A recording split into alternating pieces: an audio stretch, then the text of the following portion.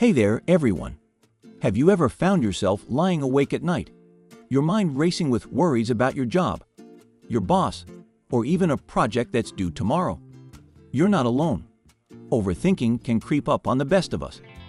Today, we're going to talk about how it can totally ruin your business relationships. Stick around because I'll be sharing some awesome tips to get you out of your own head. Alright, so let's kick things off. What is overthinking, exactly? Simply put, it's when you replay scenarios over and over in your mind, worrying about every tiny detail. It's like being on a mental hamster wheel, going nowhere fast but exhausting yourself in the process. Think about it. You're preparing for an upcoming presentation, and instead of focusing on your materials, you're stuck obsessing over whether your slides look good enough or if your boss will be impressed. This isn't just harmless fretting, it's overthinking, and it can seriously affect how you feel about yourself and how you interact with others at work. Now, let's get real. Why does overthinking pop up so often in the workplace? In our fast-paced, high-pressure environments, the stakes can feel pretty high. Whether it's pitching ideas, meeting deadlines, or navigating office politics, it can feel like there's a lot on the line. Take, for example, Sarah, a marketing manager who constantly stressed over what her teammates thought about her ideas. As a result, she barely contributed in meetings, afraid that her suggestions would be criticized. Eventually, her silence led to misunderstandings and tension among her colleagues. If Sarah had spoken up, she might have found support and collaboration rather than developing an almost paralyzing need for approval. Here's where things start to spiral. Overthinking doesn't just make you anxious. It can lead to misunderstandings, communication issues, and even conflict with colleagues.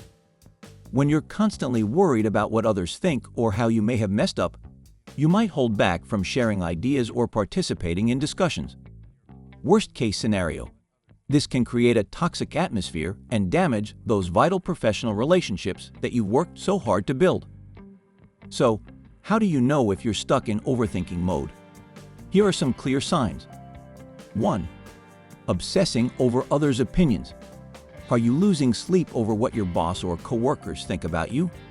It's natural to care about how you're perceived, but if it consumes your thoughts, that's a red flag. 2. Perfectionism. Do you find yourself constantly tweaking your work, never satisfied with the results? Perfectionism might keep you paralyzed in pursuit of the ideal outcome, leading to burnout and a drop in productivity. 3. Fear of mistakes. If you're hesitant to voice your thoughts during meetings due to fear of being wrong, you're likely caught in the overthinking loop. Remember, everyone makes mistakes. It's how we learn. 4. Constant comparison.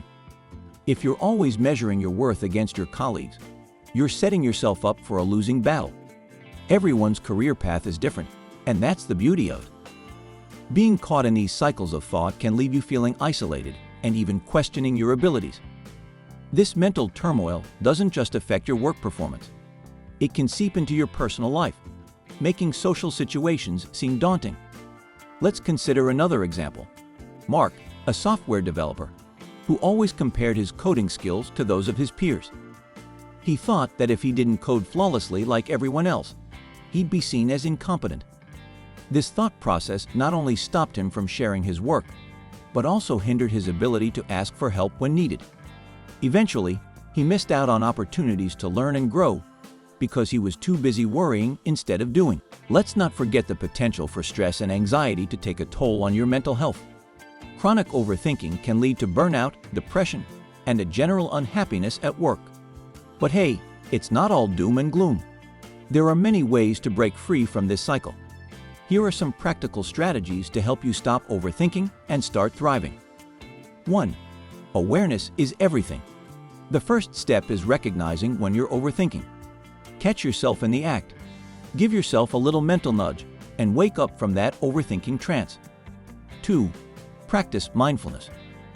Try meditation or simple breathing exercises to bring you back to the present moment. Focus on your breath, clear your mind, and ground yourself. Even a 5-minute break can do wonders. 3. Limit information overload. These days, we're bombarded with information. Too much input can lead to confusion. Stick to the necessary details for your tasks and cut out the noise. Use task lists to prioritize what matters most. 4. Journaling. Get those racing thoughts onto paper. Writing about your feelings can be incredibly therapeutic and helps clarify what you really want to focus on. You might discover patterns in your thinking that you can address. 5. Talk it out. Don't bottle things up. Have a chat with a colleague or friend about what's bothering you. Sometimes, just verbalizing your thoughts can provide instant relief and perspective. You'll often find that they're going through similar challenges. 6. Set small goals. Rather than tackling everything at once, break your tasks into bite-sized pieces. Celebrate your small victories. They add up. Accomplishing small tasks provides a boost of confidence and helps reduce anxiety. 7. Limit social media. Social platforms can heighten comparison and amplify insecurities. Consider taking a break when you notice that scrolling leads you to overthink your own capabilities. Remember, tackling overthinking isn't a one-time fix. It's a process. It takes practice and patience to train your brain to ease up. Experiment with different strategies to see what resonates with you. At the end of the day, be kind to yourself. Everyone deals with overthinking at some point.